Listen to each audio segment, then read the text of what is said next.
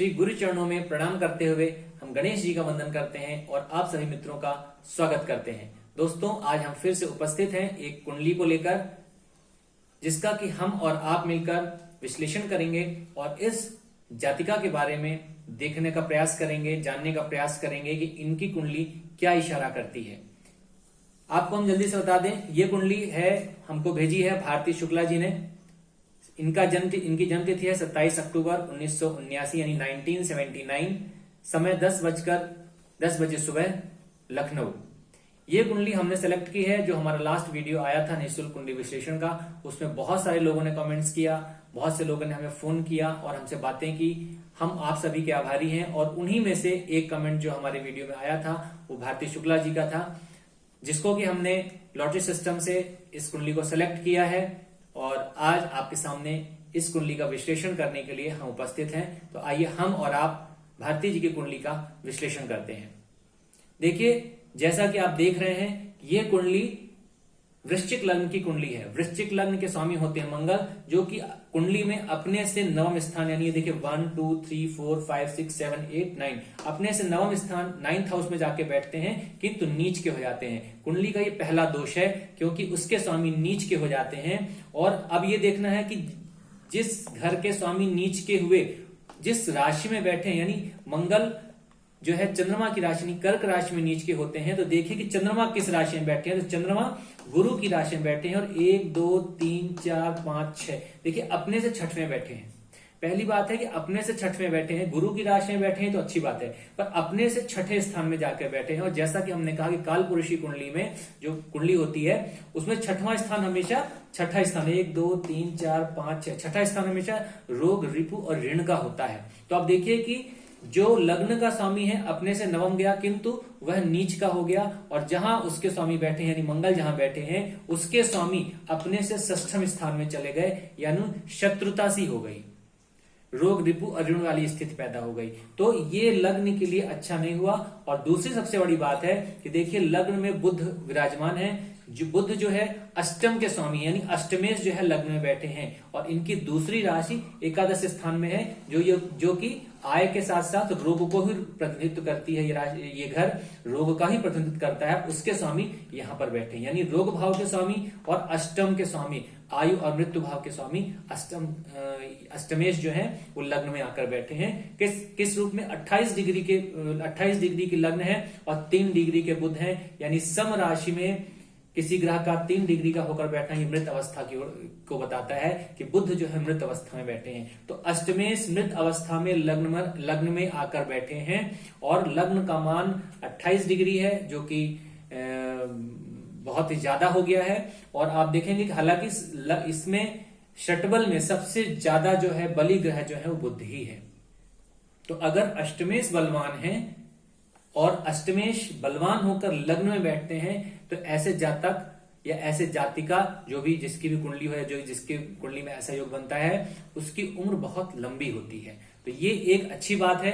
पर देखने की बात है कि लग्न के स्वामी नीच के होके बैठ गए तो फिर व्यक्तित्व कैसा हुआ। सब कुछ होते हुए भी, सब कुछ अच्छा होते हुए भी उसका कोई बेनिफिट नहीं मिल रहा है, क्योंकि लग्न के स्वामी नीच के होकर बैठे हैं। अब हम दूसरी चीज देखते हैं कि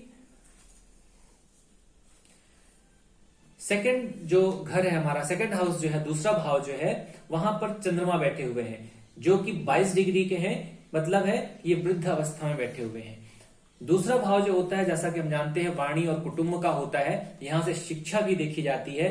तो शिक्षा के मामले में हम इसको बहुत अच्छा नहीं कह सकते, क्योंकि 1 2 3 4 5 6 अपने स्थान से चंद्रमा षष्ठम स्थान में आ गए हैं। तो हम ये कह सकते हैं कि ऐसे जातक के जातिका जिनकी कुंडली में इस प्रकार की स्थिति होगी, उनकी शिक्षा बहुत अच्छी नहीं होगी। हालांकि गुरु जो है, गुरु यहाँ पर अपना प्रभाव रखते हैं, यहाँ पर अपनी दृष्टि रखते हैं। 1 2 3 4 5 गुरु की पंचम दृष्टि होती है, जो कि यहाँ पर इस भाव में और चंद्रमा पर पड़ती है। तो देखा जाए तो चंद्रमा पर गुरु की दृष्टि गज केसरी योग का निर्माण करती है। पर गुरु जो है राहु और शनि से पीड़ित है। फिर भी हम ये कहेंगे कि गुरु तो गुरु ही होते हैं, उनकी दृष्टि लाभदायक ही होती है, नुकसानदायक नहीं होती है। परंतु बहुत अच्छी शिक्षा होना, या शिक्षा अगर किसी प्रकार हो भी गई तो शिक्षा किसी काम की आ जाए, किसी काम की हो, ऐसा हमें डाउट होता है, क्योंकि ऐसा शास्त्र कहते हैं। तो आप समझ गए कि इनकी शिक्षा भी बहुत अच्छी नहीं हुई होगी, और अगर हुई भी है तो उसका कोई इनको विशेष कोई अच्छा परिणाम प्राप्त नहीं हो रहा होगा। ऐसे चंद्रमा पर राहु की भी दृष्टि है। देखिए राहु 1 2 3 4 5, तो राहु जो है गुरु और शनि का प्रभाव लेकर चंद्रमा में डाल रहे हैं। तो राहु अपने प्रभाव से चंद्रमा को परेशान कर ही रहे हैं, साथ साथ जब शनि का भी प्रभाव आ गया तो दो क्रूर ग्रहों का प्रभाव जब चंद्रमा पर पड़ेगा, चंद्रमा सबसे ज्यादा राहु और शनि से ही डरता है, तो ऐसा व्यक्ति मानसिक रूप से बहुत परेशान होगा। उसके मन में बहुत सारी चिंताएं, दुश्चिंताएं, परेशानियां, झंझावात, विचारों का एक तीव्र तूफान, बहुत बड़ा तूफान चलता रहेगा, जिसके कारण वो आजीवन परेशान रहेगा। और खासकर तब जब राहु की महादशा हो। तो आप देखिए हमने यहाँ पर लिख रखा है कि इस समय वर्तमान में इनकी राहु में शुक्र की अंतरदशा चल रही है। राहु की महादशा है और शुक्र की अंतरदशा है। चलिए इसके बारे में बाद में चर्चा करेंगे। तो पहले आपने देख लिया कि राहु की महादशा चल रही है, यानी राहु का समय आ गया है, तो मन पर राहु का कितना ज्यादा प्रभाव है, तो आप इसको अच्छे से समझने की कोशिश करेंगे कि मानसिक रूप से बहुत ही ज्यादा परेशान और बेचैन होंगी।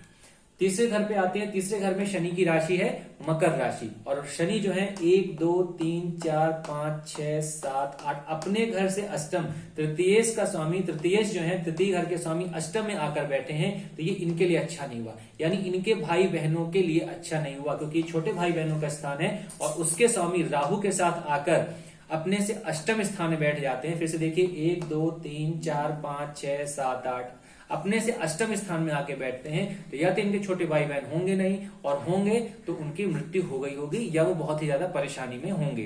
ठीक है, और यहां पर आप देखिए कि राहु भी है, तो इस तृतीयेश के साथ यानी शनि के साथ राहु का होना भी अच्छी बात नहीं है। गुरु तो है, पर गुरु में यहाँ कोई बहुत ज्यादा, गुरु में शक्ति नहीं है कि वो उसको कुछ अच्छा परिणाम दे सके। इसके बाद हम आते हैं, देखिए, और इस तृतीय स्थान में देखिए नीच के मंगल की भी दृष्टि है। यहां पर हम उच्च नीच छोड़ दे तो मंगल की दृष्टि यहां पड़ती है, और ये राशि जो है, ये राशि शनि की राशि है, और शनि और मंगल आपस में अति शत्रु होते हैं। तो शत्रु स्थान में मंगल की दृष्टि का जाना, शनि की राशि मंगल की दृष्टि जाना, ये तृतीय स्थान और उसके स्वामी के लिए बिल्कुल अच्छा नहीं है। तो जैसा हमने, और तृतीय स्थान देखिए, तृतीय स्थान के जो कारक होते हैं वो मंगल ही होते हैं, छोटे भाई बहनों के कारक मंगल होते हैं, जो कि अपनी नीच राशि में बैठे हैं। तो इसका मतलब है कि इस जातिका के छोटे भाई बहन नहीं होंगे, अगर होंगे तो बहुत ज्यादा परेशानी में होंगे, या पैदा होते ही साथ हो सकता है कि पैदा ही ना हो पाए हो, इस धरती में ही ना आ पाए हो, उसके पहले ही वो मृत्यु को प्राप्त हो गए हो। यानी आप समझ सकते हैं कि हम कहना क्या चाह रहे हैं। मतलब कुल मिलाकर छोटे भाई बहनों की स्थिति बहुत ही ज्यादा खराब इस कुंडली में दिखती है। चतुर्थ स्थान में आते हैं, जो कि यहाँ पर शनि की ही राशि है, और यहाँ पर केतु विराजमान है। केतु देखिए एक अग्निमय ग्रह है, जहां बैठते हैं वहां लड़ाई झगड़े कलह ये सब बहुत आम बात है, और अग्निमय प्रभाव देते हैं। ठीक है, और इस समय देखिए इस चतुर्थ भाव में केतु जहां विराजमान है, गुरु राहु और शनि की सातवीं दृष्टि, तीन ग्रहों की दृष्टि पड़ती है। गुरु को छोड़ दिए, शुभ प्रभाव देते हैं, पर चूंकि ये षटबल में इनमें बहुत ज्यादा बल नहीं है, इसलिए कोई विशेष प्रभाव ये दे नहीं पाएंगे। और यहां पर भी कुमार अवस्था में बैठे हुए हैं। इन 11 डिग्री के गुरु सिंह राशि में, यानी विषम राशि में जो गुरु हैं, या कोई भी ग्रह जो होता है वो 11 डिग्री तक अगर है तो कुमार अवस्था में बैठा हुआ है। तो इनमें कोई बहुत ज्यादा बल नहीं है, इनकी दृष्टि में कोई बहुत ज्यादा बल नहीं है। अब राहु और शनि की जो दृष्टि है, शनि तो इस घर के स्वयं स्वामी है, तो शनि कोई विशेष नुकसान नहीं पहुंचाएंगे, पर राहु की दृष्टि जो है और केतु का यहाँ बैठा होना बहुत ही ज्यादा भूमि भवन और वाहन से संबंधित परेशानी समस्याएं इनको देते हैं। पर इस राहु के साथ शनि और गुरु का भी प्रभाव इस पे पड़ रहा है, क्योंकि राहु जिस ग्रह के साथ बैठते हैं उस ग्रह का उसी के अनुसार हो जाते हैं, और उस ग्रह का प्रभाव लेकर जहां उनकी दृष्टि जाती है उस पर डालते हैं। तो इस घर पर चतुर्थ स्थान पर गुरु राहु और शनि का प्रभाव पड़ रहा है। देखिए राहु का जब चौथे स्थान भूमि भवन वाहन या सुख स्थान से जब भी संबंध बनता है और उसकी महादशा आती है, तो राहु उलटफेर, बहुत बड़ा उलटफेर करके रख देते हैं। शनि की ही पृथकतात्मक दृष्टि पृथकता लाते हैं, सेपरेशन लाते हैं, राहु भी सेपरेशन लाते हैं। तो ये दोनों ग्रह मिलके इनको भूमि भवन वाहन से संबंधित बहुत बड़ी समस्या दे रहे होंगे या देने वाले होंगे, और इन्हें कहने में थोड़ा सा अच्छा ही लगता, पर दर दर की ठोकरें खाने को मजबूर कर रहे होंगे। राहु की जब महादशा आती है और चतुर्थ स्थान से संबंध बनाते हैं, उसकी राहु की महादशा हो या अंतरदशा हो, तो यहां तक कि वो देश में विद्रोह पैदा कर देते हैं। ठीक है, अपने घर, अपने जन्मभूमि और यहां तक कि अपने देश से भी जातक को या जातिका को जाना पड़ जाता है। तो निश्चित तौर पर इस समय जातिका जो है उन्हें भूमि, भवन और वाहन से संबंधित परेशानी होगी। वो अपने घर में नहीं रह पा रही होंगी, उन्हें कोई घर रहने के लिए किराए के घर में रहना पड़ रहा होगा और उस पर भी उन्हें अपने घर बार बार बदलने पड़ रहे होंगे। शांति से किसी भी घर में नहीं रह पा रही होंगी, घर से संबंधित बहुत बड़ी समस्या उनको अवश्य होगी। इनके चूंकि केतु यहाँ बैठे हैं, राहु शनि की पृथकात्मक दृष्टि है, इसलिए इनके कोई जो है कोई मित्र नहीं होंगे, मित्र मंडली होगी ही नहीं, मित्र एक आध भी शायद ही हो। तो इनके मित्र, इनके अपने, इनके परिवारजन इनके साथ बिल्कुल नहीं होंगे। इनका कोई सपोर्ट, इनको भूमि, भवन, वाहन और माता पिता आदि का कोई सपोर्ट ऐसा हमको दिखता नहीं है। बहुत ज्यादा परेशान स्थिति में होंगी। साथ ही साथ मंगल की 8वीं दृष्टि भी चौथे स्थान में पड़ रही है। शनि, इस घर के स्वामी शनि है और मंगल और शनि आपस में अति शत्रु होते हैं। तो मंगल यानी शनि की दृष्टि और नीच स्थान के मंगल है, उनकी नीच मंगल की दृष्टि जब शनि के स्थान पर, शनि के घर पर चतुर्थ स्थान में पड़ेगी, तो आप सोच सकते हैं कि उसका क्या परिणाम निकलेगा। तो ये मंगल भी जो है इस घर को यानी भूमि, भवन, वाहन और सुखों से संबंधित समस्या खड़ी करेंगे इनके लिए। आइए पंचम स्थान पे चलते हैं। पंचम स्थान तर्क शक्ति का स्थान है, ज्ञान का स्थान है, विद्या का स्थान। तो ये हुआ कि ज्ञान का स्थान है, मतलब अगर आप पढ़े लिखे नहीं भी हैं पर ये घर अच्छा है, इस पे अच्छे ग्रह बैठे हैं, शुभ ग्रहों की दृष्टि है, तो आप ज्ञानवान होंगे। डिग्री से यहां मतलब नहीं है। और साथ ही साथ ये जो घर होता है, पंचम स्थान जो होता है, ये संतान का भी स्थान होता है। इसके कारण इसके जो इस कुंडली में यहाँ पर मीन राशि है, मीन राशि के स्वामी होते हैं गुरु। 1 2 3 4 5 6 अपने से षष्ठम। आप देखिए इस कुंडली में बहुत से ग्रह अपने से षष्ठम बैठे आपको मिलेंगे। आप इस बात को नोट करते चलिए और अगर हम जो बता रहे हैं आप ध्यान से सुनेंगे तो निश्चित तौर पर आप ज्योतिष सीख भी जाएंगे। तो यहाँ पर पंचमेश जो है गुरु, वो अपने से षष्ठम यानी अपने से छठे, फिर से बताएंगे, छठा स्थान रोग, रिपु और ऋण का होता है। 1 2 3 4 5 6 अपने से षष्ठम स्थान चले गए। संतान तो होगी, क्यों? क्योंकि इसके स्वामी गुरु हैं और गुरु जो है देखिए राहु और शनि से पीड़ित हैं और अपने से षष्ठम स्थान में चले गए हैं। यही सबसे बड़ी समस्या है कि क्योंकि गुरु जो है संतान के कारक भी होते हैं, तो इनके संतान तो होगी पर संतान इनके लिए ना के बराबर होगी। देखिए 1 2 3 4 इस पंचम स्थान में चंद्रमा की दृष्टि आती है और गुरु, शनि और राहु की भी दृष्टि आती है। तो हमें इस कुंडली को विश्लेषण करने पर, इसको ध्यान से देखने पे हमें ऐसा लगता है कि इनके चंद्रमा के कारण एक इनको जो है एक पुत्री संतान और गुरु के कारण इन्हें एक पुत्र संतान की अवश्य प्राप्ति होनी चाहिए। पर राहु और शनि के कारण जो है वो इनसे इनकी अपने संतानों से भी पृथकता होगी या संतान भी इनका ना चाहते हुए भी इनसे दूर होगी। निश्चित तौर पर इनकी संतानें इनसे दूर होंगी। तो ये एक बहुत बड़ी समस्या बनती है, क्योंकि पंचमेश जो संतान के कारक हैं, पंचम स्थान के स्वामी हैं और संतान के कारक होते हैं, वो राहु और शनि से पीड़ित हैं। ये सबसे बड़ा कारण है कि इनकी संतान इनसे दूर होगी। सेपरेटिव इफेक्ट यहां भी मिल रहा है। छठवें स्थान की बात करते हैं। छठवें स्थान के स्वामी होते हैं मंगल इस कुंडली में और वो अपने से 1 2 3 4 यहां से लग्न से तो नवम है, नवम स्थान भाग्य स्थान का होता है, तो लग्न का स्वामी नवम स्थान में गया, ये तो अच्छी बात हो गई, भाग्य का सपोर्ट मिलना चाहिए। पर वो कैसे गए हैं? नीच के होके गए हैं। उसी प्रकार यहाँ षष्ठम स्थान के स्वामी नीच के होके गए हैं अपने से 1 2 3 4, तो षष्ठम स्थान का स्वामी नीच का हो गया, ये तो अच्छी बात हुई, क्योंकि बुरे भाव का स्वामी और कमजोर हो गया तो रोग रिपु ऋण में कमी आएगी, कहीं ना कहीं एक तरह से ये राजयोग जैसा हुआ। ठीक है, और यहां से चतुर्थ स्थान जाना ये इसके लिए तो अच्छा हुआ पर इसके लिए अच्छा नहीं हुआ, यानी जातक के स्वयं के लिए अच्छा नहीं हुआ, रोग रिपु ऋण के लिए अच्छा हुआ, क्योंकि और इसके लिए भी अच्छा नहीं हुआ। जातक के लिए तो यहां जाना ठीक है पर ये नीच के हो गई, अच्छी बात नहीं है। पर यहां का स्वामी जब चतुर्थ जाता है तो आप देखेंगे कि ये शत्रुओं को फलने फूलने जैसी स्थिति हो गई। चौथा घर सुख का होता है तो अपने से चौथा 1 2 3 4, तो शत्रुओं के लिए अच्छी फ्रूटफुल सिचुएशन हुई।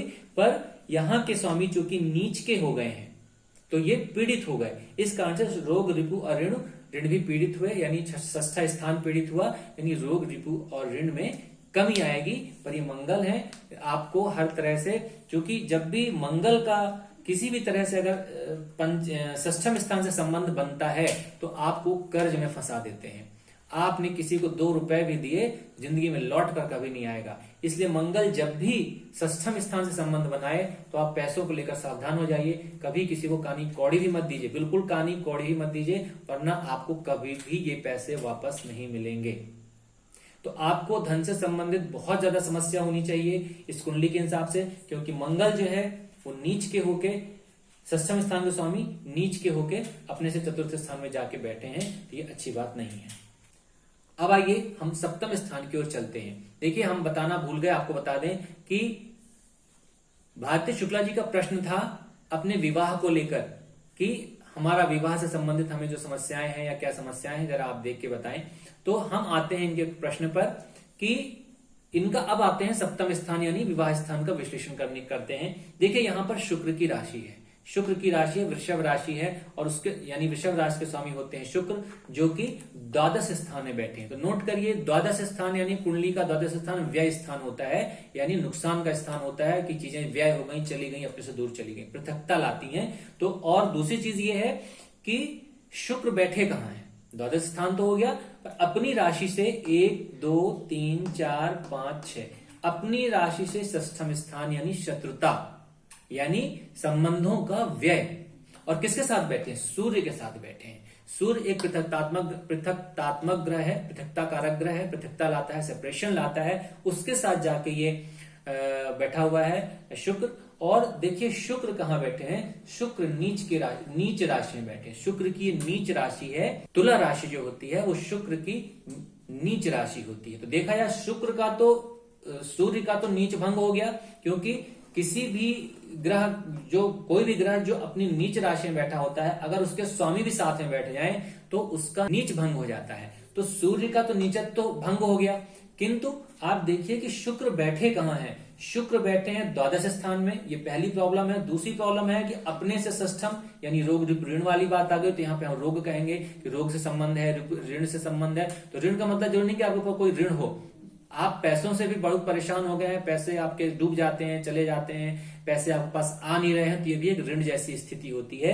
तो एक ये, तो दूसरा ये हो गया कि शुक्र षष्ठम है और सूर्य के साथ है, ये तीसरी प्रॉब्लम है। और सूर्य कैसा, क्योंकि नीच का है, और उस पर भी करेला और नीम चढ़ा। शनि देखिए कहां बैठे हुए हैं, शनि दसम स्थान में बैठकर अपनी तीसरी दृष्टि, 1 2 और 3, अपनी तीसरी दृष्टि सूर्य और शुक्र को दे रहे हैं, उन पर डाल रहे हैं। तो आप जैसा जानते हैं कि सूर्य और शनि पिता पुत्र होते हुए भी आपस में अति शत्रु हैं। तो ऐसा शनि जो कि सूर्य पर दृष्टि डाल रहा है, जो कि सप्तम स्थान के स्वामी हैं, तो विवाह की स्थिति बहुत ही ज्यादा बुरी होगी। इनमें सेपरेशन होना ही होना है, निश्चित तौर पर ये विवाह से संबंधित समस्याओं को लेकर पीड़ित हैं और इनमें सेपरेशन होना ही होना है। सेपरेशन का मतलब ये नहीं कि कानूनी रूप से तलाक हो ही जाए, ये बिल्कुल दूर दूर रहते होंगे, आपस में इनकी बिल्कुल नहीं पड़ती होगी। और सूर्य जैसा ग्रह दसम स्थान, बहुत कुछ संभव है। देखिए, शनि की जब दृष्टि शुक्र पर पड़ती है तो सेपरेशन लाते हैं, ठीक है। और साथ ही साथ सूर्य जो है वो संबंधों को जलाने का काम करते हैं। सूर्य जो है अग्नि का गोला है, आग का गोला है, बहुत ही बड़ी आग, मतलब इससे बड़ी आग तो होती नहीं कुछ हमारे समझ से।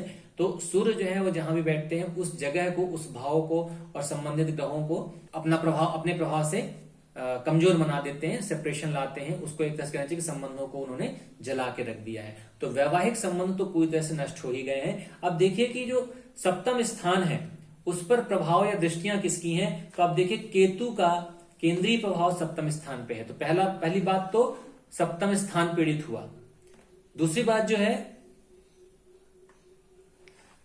जो है इसके स्वामी होते हैं शुक्र, वो अपने से षष्ठम चले गए, 1 2 3 4 5 6, ठीक है, 1 2 3 4 5 6 अपने से षष्ठम स्थान चले गए। दोनों, दूसरी बात हुई। तीसरी बात यह है देखिए कि वो शुक्र जो है सूर्य के साथ है। चौथी बात यह है कि अब ये कुंडली के द्वादश स्थान में है। और पांचवी बात यह है कि शनि की दृष्टि, शनि की पृथकतात्मक दृष्टि, सेपरेटिव जो इनकी दृष्टि है वो शुक्र पर पड़ती है।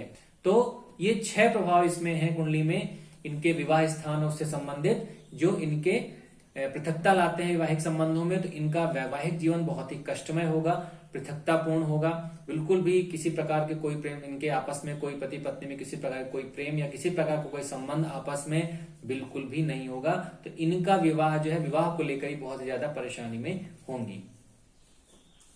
अब आते हैं कुंडली के अष्टम स्थान में। जैसा कि हम पहले ही कह चुके हैं कि अष्टमेश बनते हैं, ये मिथुन राशि है, इसके स्वामी बनते हैं बुध, और जो कि षटबल में जहां पर इन्हें 7 अंक प्राप्त हुए हैं वो जाके लग्न में बैठते हैं। लग्नेश जब भी, अष्टमेश जब भी लग्न से संबंध बनाते हैं तो उम्र को लंबा कर देते हैं। शर्त इतनी है कि उस पर शुभ दृष्टियां होनी चाहिए, अशुभ दृष्टि नहीं होनी चाहिए। तो यहां पर हम पाते हैं कि यहां पर गुरु का, शनि का और राहु का केंद्रीय प्रभाव पड़ता है। तो गुरु तो चलो हमने माना कि ये शुभ प्रभाव हुआ, तो शनि और राहु का शुभ प्रभाव नहीं हुआ। तो जीवन में इनके बहुत सारी कठिनाइयां, बहुत ही ज्यादा कष्ट, परेशानी, दुख आदि का प्रभाव इनके जीवन में होगा। भले ही शनि इनके, भले ही बुध, ऐसे बुध जो अष्टमेश लग्न में बैठे हुए हैं, तो इनके जीवन को लंबा बना दें, पर इनके जीवन में कष्ट बराबर बना रहेगा। और अष्टम स्थान में हम देखते हैं कि किसी भी ग्रह की कोई शुभ या अशुभ दृष्टि नहीं पड़ रही है। अष्टम स्थान पर केतु की पंचम दृष्टि पड़ रही है। तो केतु की दृष्टि पड़ना, अष्ट स्थान आयु स्थान है, ये मृत्यु स्थान है, वहां पर केतु की दृष्टि पड़ना कोई अच्छी बात नहीं है। तो ये आयु के लिए समस्या पैदा करती है। पर हम ये भी कहेंगे कि क्रूर ग्रह, मलिच्छ ग्रह केतु की दृष्टि का यहाँ पर अष्टम स्थान में पड़ना, ये एकांत की ओर इशारा करता है। ये स्थान भी अपने आप में एकांत का स्थान है। तो ये इन्हें पूरी तरह से एकांतवासी बना देगा, इन्हें एकदम नितांत जीवन में नितांत अकेला कर देगा। ऐसा ग्रह केतु इन्हें नितांत अकेला कर देगा। और देखिए जो ये बुध हैं, उनपे उनके एक साइड में सूर्य जैसे क्रूर ग्रह बैठे हुए हैं और दूसरी साइड में हालांकि चंद्रमा है, पर यहां पर आप देखिए कि 1 2 3 4 5 राहु की पंचम दृष्टि है। तो जो बुध है वो पाप कर्तृ योग में भी आ गए हैं। तो बुध का पाप कर्तृ योग में होना, यानी लग्न का पाप कर्तृ योग में होना, अष्टमेश का पाप कर्तृ योग में होना कोई बहुत अच्छी बात बिल्कुल नहीं है। तो इनको अपने जीवन में हमेशा परेशानियों का सामना करना ही करना पड़ेगा। अब आते हैं नवम स्थान की ओर। नवम स्थान में कर्क राशि है, जिसके स्वामी होते हैं चंद्रमा, जो कि अपने से 1 2 3 4 5 6। आप देखेंगे इस कुंडली में विशेष बात है कि हर भाव का स्वामी अपने से षष्ठम स्थान में बैठा है, यानी हर भाव इनसे शत्रुता कर रहा है। हर भाव के संबंध, अगर इसको पिता का, ये पिता का स्थान होता है, तो अगर हम माने कि पिता का स्थान है, तो पिता के स्थान के स्वामी अपने से षष्ठम स्थान चले गए हैं। हर व्यक्ति इनका दुश्मन है, हर व्यक्ति इनसे शत्रुता रखता है। और यहां पर नीच के मंगल बैठे हैं, तो प्रभाव भी नीच का ही देंगे। पिता के साथ इन्हें कोई अच्छे संबंध बिल्कुल भी नहीं होंगे। अब देखिए हम आते हैं नवम स्थान। हालांकि यहाँ पे देखिए हम पहले ही बता चुके हैं कि जो नवम स्थान के स्वामी चंद्रमा है, उनमें उन पर गुरु की दृष्टि है। ये एक अच्छी बात है, पर गुरु में बहुत ज्यादा बल नहीं है। तो कोई पिता से, इनके पिता की स्थिति बहुत अच्छी हो, इनके पिता के साथ अच्छे संबंध हो, ऐसा नहीं कह सकते हैं। मंगल यहाँ पर है जरूर, पर नीच के मंगल है। कोई पूजा पाठ है, क्योंकि शायद ही इनका बहुत मन लगता हो, या लगता भी होगा तो कितना ये कर पाती है, नहीं कर पाती, ये एक विचारणीय प्रश्न होगा। क्योंकि ऐसा मंगल जो है इन्हें पूजा पाठ की ओर भी नहीं ले जाने देगा, क्योंकि नीच का मंगल हो गया है। अब आते हैं कुंडली के दशम स्थान की ओर। दशम स्थान में देखिए 3 ग्रह बैठे हुए हैं, राहु, गुरु और शनि। इसके स्वामी होते हैं, ये सिंह राशि है 5 नंबर, उसके स्वामी होते हैं सूर्य, जो कि नीच के होकर द्वादश स्थान में बैठे हैं। पहली बात नोट करिए कि द्वादश, कुंडली के द्वादश स्थान यानी व्यय स्थान में बैठे हैं। दूसरा इसका जो बुरा इफेक्ट ये है कि अपने से तृतीय 1 2 3, कुंडली का जो तृतीय भाव होता है 1 2 3, तृतीय भाव जो होता है संघर्ष का होता है। अगर रिश्तों की बात करें तो छोटे भाई बहनों का होता है, पर अगर उसको देखें तो वो तीसरा भाव संघर्ष का होता है। तो ये जो है कर्म का भाव है, तो कर्म को लेकर भी ये संघर्ष, इनको अगर कोई कहीं से पैसा कमाने की सोचे, कोई काम करने की सोचे, तो उससे इनको बहुत ज्यादा सफलता बिल्कुल नहीं मिलने वाली है। क्योंकि इसके स्वामी सूर्य होते हैं, जो कि द्वादश स्थान में है और नीच राशि में है और अपने से तृतीय स्थान में है। किसी प्रकार की सरकारी नौकरी या सरकार से संबंधित समस्याएं, सरकार से संबंधित कोई इनको सहायता कभी नहीं मिल पाएगी। पिता, क्योंकि सूर्य पिता के भी कारक होते हैं, इसलिए पिता से भी संबंधित इनको समस्याएं हमेशा बनी रहेंगी। मान सम्मान में इनको समस्या बनी ही रहेगी। इनको अपने किए गए क्रेडिट कभी नहीं मिलेगा। इनका मनोबल हमेशा डाउन रहेगा, क्योंकि आप देखिए कि सबसे कमजोर ग्रह अगर इनकी कुंडली में कोई है तो सूर्य ही है। ठीक है।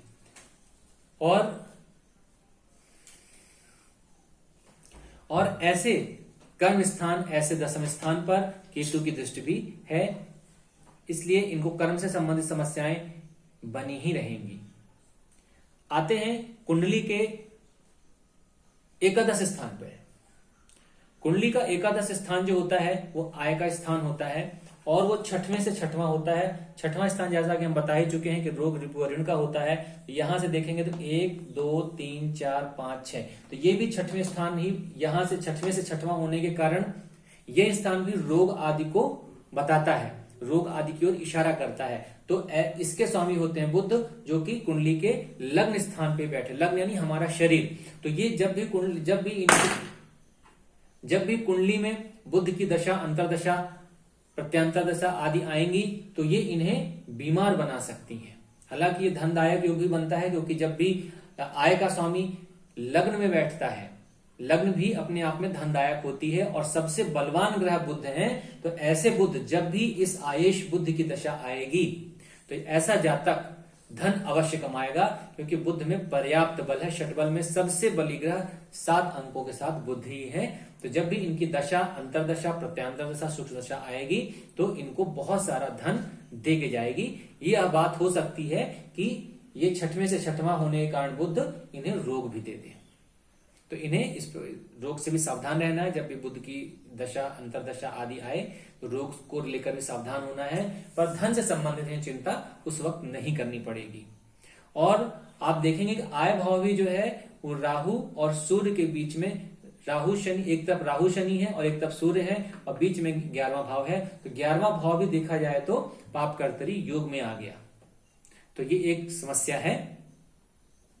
अब इसके बाद हम आते हैं द्वादश स्थान। पहले ही बता चुके हैं, जहां पर नीच के सूर्य बैठे हैं, शुक्र के साथ बैठे हैं। जब भी, और राहु का, हालांकि सबसे अच्छी बात है कि राहु का इसमें प्रभाव नहीं है, वरना ये एक कहना चाहिए कि भागकर शादी करने का योग बन जाता। पर चूंकि राहु की दृष्टि यहां पर नहीं है, यहां पर शनि की दृष्टि, पृथकता लाते हैं सब कुछ। तो ये जो है अपने स्थान से, यहाँ के स्वामी षष्ठम चले गए हैं, नीच के सूर्य के बाद साथ बैठे हुए हैं। ये बिल्कुल अच्छा योग नहीं है, ये बात हम आपको पहले ही बता चुके हैं। और यहाँ के स्वामी चूंकि शुक्र बनते हैं वहां पर है, तो शुक्र जो है ऐश्वर्य है, भोग है, विलास है, विलासिता की चीजें, लग्जरियस चीजों पे खर्च करना इनका स्वभाव होना चाहिए। पर शुक्र में भी हम देख रहे हैं कि हालांकि शुक्र में पर्याप्त बल है, कोई कमी नहीं है। तो अगर ये चाहेंगे तो अगर भोग विलास में, सुविधाओं में अगर आप खर्च करना चाहेंगे तो हो सकता है, चूंकि अभी राहु की महादशा है इसलिए समस्या रहेगी, पर फिर भी आप विलासिता की चीजों में खर्च करने में कहीं से भी पीछे नहीं हटेंगे। अगर मौका मिलेगा तो आप उन पर जरूर खर्च करेंगे। नीच का सूर्य होने के कारण आप जिन भी विलासिता की वस्तुओं में खर्च करेंगे वो वास्तव में आपके लिए हितकारी नहीं होगा। अब देखते हैं, जैसा कि हमने आपको बताया कि प्रथम स्थान, कुंडली का प्रथम स्थान लग्न होता है, उसी प्रकार चंद्रमा भी, जहां चंद्रमा बैठता है वह स्थान भी लग्न होता है, चंद्र लग्न कहते हैं। और जहां सूर्य बैठता है वो स्थान भी चंद्र लग्न है। इस कुंडली में एक बहुत ही बेहतरीन चीज आप नोट करते चलिए कि सारे ग्रह अपने से षष्ठम है। अब एक मजेदार चीज देखिए, अगर हम इसको चंद्र कुंडली से देखते हैं, यानी चंद्रमा को लग्न बना लें, तो आप देखिए कि 1 2 3 4 5 चंद्र कुंडली से पंचम स्थान हुआ ये स्थान, यानी जहां मंगल की राशि है। देखिए वहां के स्वामी कहां चले गए, 1 2 3 4 गए तो चतुर्थ स्थान पर नीच के हो गए। यानी संतान से संबंधित समस्या ना सिर्फ लग्न से है बल्कि चंद्र लग्न से भी है। अब चंद्र लग्न से 7वां स्थान है विवाह का स्थान। देखिए 1 2 3 4 5 6 7 चंद्र लग्न से 7वां स्थान हुआ ये स्थान, यानी जहां पर मीन राशि, जहां पर मिथुन राशि है, यानी बुध उसके स्वामी होते हैं। और यहां से बुध कहां बैठे हैं, 1 2 3 4 5 6 अपने से षष्ठम, यानी चंद्र लगने से भी विवाह स्थान जो है वो पीड़ित है, क्योंकि वहां के स्वामी अपने से षष्ठम स्थान में चले गए हैं। और उन पर राहु, गुरु और शनि, यानी राहु और शनि जैसे पृथकतात्मक ग्रह का प्रभाव पड़ता है। ठीक है, अब आप देखिए कि चंद्र कुंडली से अष्टम स्थान 1 2 3 4 5 6 7 8 चंद्र कुंडली के अष्टम स्थान में नीच का मंगल बैठा, मंगल जैसा ग्रह का बैठना यानी एक्सीडेंट, लड़ाई झगड़े, मारपीट, इस प्रकार की दुर्घटनाओं के सूचक होते हैं। नीच का मंगल बैठा, करंट लगना, इन सब की मतलब किसी न किसी प्रकार की दुर्घटना का सूचक है और ब्लड प्रेशर जैसे रोगों को भी ये देते हैं। तो आप देखिए कि न सिर्फ लग्न से बल्कि चंद्र कुंडली से भी वही प्रभाव आ रहा है जो लग्न कुंडली से प्रभाव आ रहा है। अब आप देखिए सूर्य कुंडली को, सूर्य कुंडली से देखिए पंचम स्थान 1 2 3 4 5 इसके पंचम स्थान के स्वामी बने, सूर्य कुंडली से पंचम स्थान के स्वामी बनते हैं। पहली बात तो कि सूर्य लग्न पर देखिए उनके लग्न के स्वामी बैठे हैं, ये अच्छी बात है, पर सूर्य लग्न में ही जो लग्न है वही नीच, वहां पर ही जो ग्रह बैठा है वो नीच का ग्रह बैठा है। उसके 1 2 3 4 5 पंचम स्थान में शनि की राशि है जो कि अपने से सप्तम है पर राहु से पीड़ित है।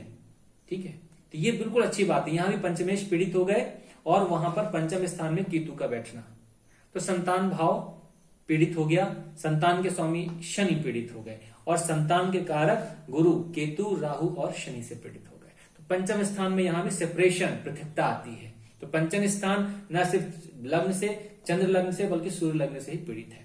षष्ठम स्थान के स्वामी देखिए 1 2 3 4 5 6 षष्ठम स्थान के स्वामी बनते हैं गुरु, और वो भी यहां से देखिए 1 2 3 4 5 6 अपने से षष्ठम चले गए। हालांकि षष्ठम के स्वामी का अपने से षष्ठम चले जाना अच्छी बात हुई, क्योंकि जब ये षष्ठमेश पीड़ित हुए तो रोग, रिपु और ऋण में कमी आएगी, पर ये राहु कमी आने नहीं देंगे, क्योंकि राहु की महादशा में शुक्र का अंतर चल रहा है। चलिए इसकी चर्चा हम बाद में करते हैं। अब आप देखिए पंचम के बाद आप सूर्य लग्न से सप्तम स्थान को देखिए, यानी विवाह स्थान को देखिए 1 2 3 4 5 6 7 सूर्य लग्न से सप्तम के स्वामी बने मंगल, और मंगल फिर वही मंगल नीच के होके बैठ जाते हैं। तो इस प्रकार से आप देखेंगे कि हर तरह से जो है कुंडली जो है, कुंडली के पंचम, सप्तम आदि ग्रह, आदि स्थान जो है और उनके स्वामी जो है और उनके जो कारक हैं वो सभी पीड़ित हैं। यानी पंचम यानी संतान, सप्तम यानी विवाह, अष्टम मतलब आयु आदि के स्वामी पीड़ित हैं, आदि ये सब घर पीड़ित हैं, मतलब इनको इन सभी घरों से संबंधित समस्याएं बनी ही रहेंगी। चौथा स्थान यानी घर, तो सूर्य से देखिए 1 2 3 4, ठीक है, सूर्य से चतुर्थ स्थान यानी घर का स्थान, सुख का स्थान, भूमि भवन वाहन का स्थान बनता है ये, जहां पर शनि की मकर राशि है और शनि 1 2 3 4 5 6 7 8 अपने से अष्टम चले गए। अष्टम स्थान मृत्यु का होता है, मतलब हर घर के स्वामी अपने से अष्टम या षष्ठम का योग बनाते हैं, इसे शताष्टक योग कहते हैं। यानी यहां से अगर गिनेंगे तो इसका स्वामी अष्टम चला गया, और जहां बैठे वहां से अगर अपने घर को गिनेंगे तो 1 2 3 4 5 6 ये षष्ठ यानी 6, और यहां से मतलब 8, तो शताष्टक योग 6 और 8 का योग। छठवां घर और आठवां घर हमेशा बुरे घर माने जाते हैं, इसलिए इसको शताष्टक योग को बुरा योग माना जाता है।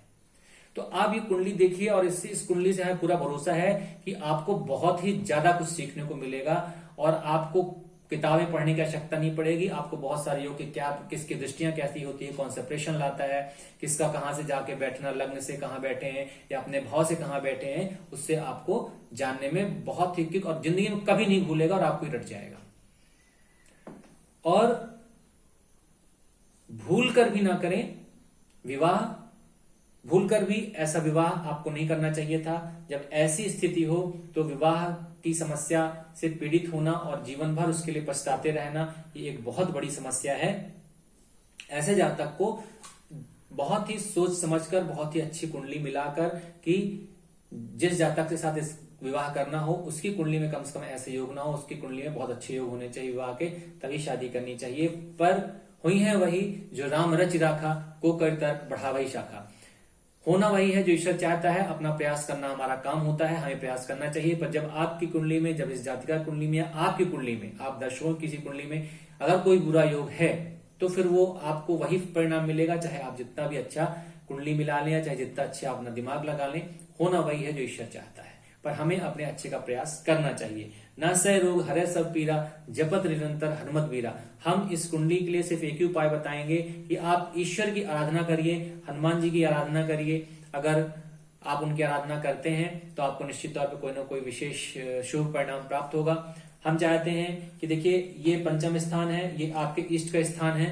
द्वादश स्थान पंचम स्थान के स्वामी बनते हैं गुरु, तो गुरु की पूजा आपको करना चाहिए। विष्णु लक्ष्मी नारायण की आप पूजा करें, क्योंकि आय स्थान के स्वामी भी आपके बनते हैं बुध, तो बुध जो है विष्णु के स्वरूप हैं और ये गुरु के रूप में आप विष्णु की पूजा कर सकते हैं। तो आप लक्ष्मी नारायण की पूजा करें, धन से संबंधित समस्याओं का आपका कुछ ना कुछ आपको इसका परिणाम अच्छा शुभ परिणाम मिलेगा।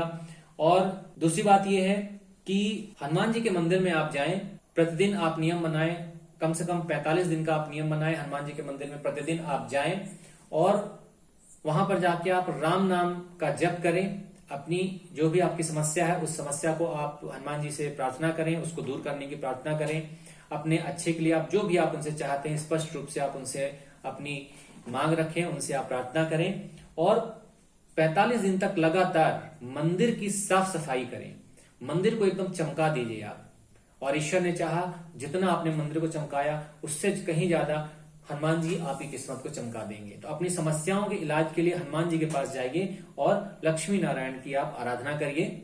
और चूंकि आपकी कुंडली में अधिकतर ग्रह पीड़ित हैं, अधिकतर भाव पीड़ित हैं, इसलिए किसी एक ग्रह की शांति का उपाय बताना कि इसको शांत करा लेंगे तो आपकी कुंडली अच्छी हो जाएगी, ऐसा कहना बहुत मुश्किल है। और ये राहु की दशा का समय है और शुक्र का अंतर चल रहा है, जैसा कि मैंने आपको पहले कहा था। तो राहु का हमने असर आपको बता दिया, 1 2 3 4 आपके व्यक्तित्व पे प्रभाव डालेंगे, आपके व्यक्तित्व को आपको कंफ्यूज करके रखेंगे, आप कुछ भी डिसीजन लेने में समर्थ नहीं हो पाएंगे। और दूसरी चीज जो है, पंचम दृष्टि उनकी कुटुंब में पड़ेगी, कुटुंब में आपकी किसी से नहीं पड़ेगी, कुटुंब में आपका कोई साथ नहीं देगा। और चंद्रमा पर दृष्टि होने के कारण आप मानसिक रूप से बहुत डरे सहमे और परेशान रहेंगे।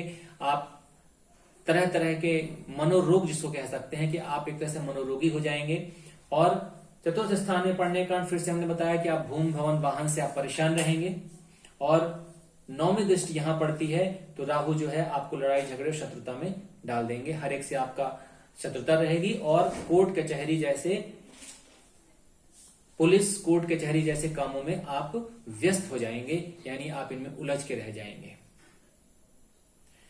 दूसरी चीज क्या है कि शुक्र जो है आपकी कुंडली में, अगर लग्न कुंडली से देखते हैं, शुक्र जो है विवाह के स्वामी भी हैं, विवाह के स्वामी हैं। तो राहु में शुक्र का अंतर चलना, और ऐसा शुक्र जो कि अपने से षष्ठम चले गए हैं और शनि की उस पर पृथक्तात्मक दृष्टि है, तो स्वाभाविक बात है कि ये समय विशेष रूप से विवाह से संबंधित किसी भी कार्य, विवाह से संबंधित जो भी रिश्ते हैं, आपके ससुराल पक्ष है, आपके पति देव हैं, या उनसे संबंधित जो भी चीजें हैं, ससुराल से संबंधित जितनी भी चीजें हैं, आप उसमें उलझे रहेंगे। भूम भवन वाहन की परेशानियों से आप उलझे रहेंगे और आपको मानसिक भ्रम, डिसीजन ना ले पाना, क्या करना है क्या नहीं करना है, कैसे करना है, और डरे सहमे से डरना आदि, डर भय आज की स्थिति आपकी बनी रहेगी, क्योंकि राहु में शुक्र का अंतर चल रहा है। एक इस कुंडली में सबसे बड़ी बात आपको एक और बताते हैं कि निश्चित तौर पर इस कुंडली को देखकर ऐसा लगता है कि आपको आंखों की समस्या अवश्य ही होनी चाहिए। आपके दोनों नेत्रों में आंखों से संबंधित समस्याएं होंगी, क्योंकि देखिए ये आंखें हैं, ये दूसरा भाव और 12वां भाव जो आंखें हैं, और उनको सूर्य और मंगल भी कुंडली में आंखें ही मानी जाती हैं। चंद्रमा अपने से षष्ठम बैठा है और सूर्य जो है अपने से तृतीय है, नीच का होकर बैठा है और उस पर शनि का प्रभाव पड़ रहा है। ठीक है, इस कारण से यही एक कारण है। और दूसरे कारण यह है कि केतु की भी जो 7 8 9 1 2 3 4 5 6 7 8 9 केतु की भी नवम दृष्टि यहां पर सूर्य पे पड़ रही है। सूर्य का नीच का होके बैठना, सूर्य का द्वादश स्थान में बैठना और केतु की दृष्टि होना और शनि की दृष्टि होना, आपकी दाईं आंख में बहुत ज्यादा प्रॉब्लम होगी। तो आप अपने आंखों से संबंधित आप केयर करें, आंखों का विशेष ध्यान रखें। चश्मा तो आपको चढ़ा ही होगा। तो हम आपको बार बार नेत्र से संबंधित समस्याओं के लिए आगाह करना चाहते हैं कि अपने नेत्रों की, अगर कभी कोई आपको रोग होता है, कोई इन्फेक्शन होता है, कोई परेशानी होती है, तो आप उसको तुरंत उसको किसी अच्छे डॉक्टर से इलाज कराएं, उसका आप पूरी तरह से विधिवत इलाज करवाएं, उसको एक नॉर्मल समस्या न लें, क्योंकि आपकी आंखों में हमें बहुत बड़ी समस्या दिखती है। चलिए इसके बाद एक थोड़ा सा और देखते हैं। नवमांश कुंडली हमने आपके लगा के रखी हुई है। यहाँ पर लग्न में देखिए मीन राशि है, द्वितीय स्थान में मंगल की राशि है, तृतीय स्थान में वृषभ के, तृतीय स्थान में शुक्र बैठे हुए हैं अपनी ही राशि में, चतुर्थ स्थान में बुध की राशि है, पंचम स्थान में देखिए चंद्रमा की राशि कर्क राशि में राहु गुरु और बुध बैठे हैं। इस प्रकार आप देखिए चंद्रमा यहाँ अष्टम स्थान में चंद्रमा बैठे हैं और दसम स्थान में सूर्य और शनि शत्रु जो होते हैं एक दूसरे के। ऐसी कुंडलियों के लिए हम कोई ऐसी विशेष कोई उपाय बता पाना हमारे लिए बड़ा कठिन होता है, क्योंकि इससे कोई त्वरित लाभ कभी नहीं प्राप्त होता है, ये आप सभी जानते हैं।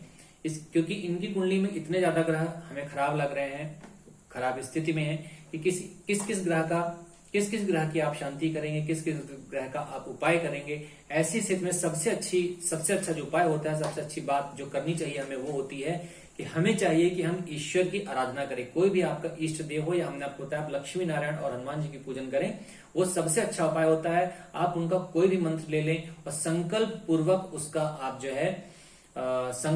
पूर्वक उसका आप पाठ करना शुरू करें कि आपकी ये समस्या है, आप इसको दूर करना चाहते हैं, आप धन चाहते हैं, अच्छा स्वास्थ्य चाहते हैं, अच्छे प्रेम संबंध चाहते हैं, जो भी आपकी जरूरत हो वो आप ईश्वर से उसकी प्रार्थना करके उन मंत्रों का जितना अधिक से अधिक जाप हो सके आप उनका जप करिए। यही सबसे बड़ा उपाय होता है। और इसका सबसे बड़ा उपाय जो है कि बहुत सारे ग्रह जब पीड़ित हो कुंडली में तो सर्वग्रह शांति करानी चाहिए। इसका उपाय हम आपको अगले किसी वीडियो में बनाकर हम आपके लिए प्रस्तुत करेंगे। थोड़ा सा आप धैर्य रखें। हमें आशा है कि आज का ये कुंडली विश्लेषण का कार्यक्रम आपको बहुत पसंद आया होगा और आप अपनी राय हमें जरूर बताएं। और हम आपसे ये कहना चाहते हैं कि बहुत सारे लोग हमें निःशुल्क कुंडली विश्लेषण के लिए संपर्क करते हैं, पर सबकी कुंडली को देखकर उसका वीडियो बना पाना बड़ा कठिन होता है। हमने पहले ही कहा है कि अगर आप हमसे डायरेक्ट संपर्क करना चाहते हैं तो आपका स्वागत है, और जब आप हमसे डायरेक्ट अपनी कुंडली दिखाना चाहेंगे तो उसका एक निर्धारित शुल्क है जो हम आपसे लेकर एक बहुत न्यूनतम शुल्क लेकर आपको कुंडली विश्लेषण करके हम आपको देंगे।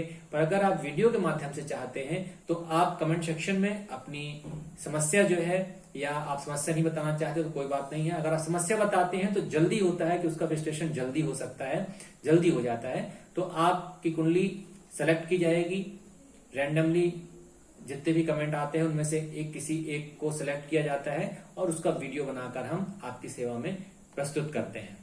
आशा है आपको यह कुंडली विश्लेषण कार्यक्रम बहुत पसंद आया होगा। धन्यवाद।